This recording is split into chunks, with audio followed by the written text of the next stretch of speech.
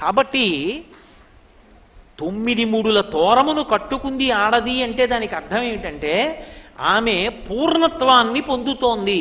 ఎక్కడికి పూర్ణత్వం? ఒకటి పక్క సున్న నుండి ఇక్కడ ఆమెకి లేదన్న మాట ఉండదు. ఇల్లాలుగా అన్నిటా పూర్ణత్వం.